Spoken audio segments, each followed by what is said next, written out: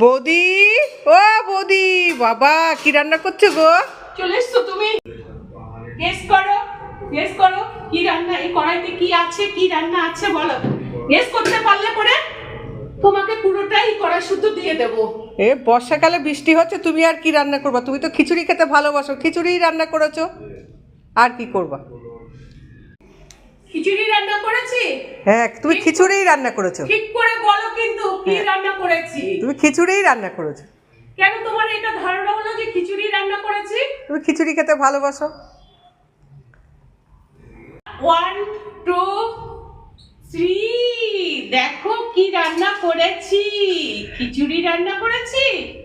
এই দেখো মাটন, খাসির মাংস রান্না করেছি। তোমাকে আর দেওয়া হলো না।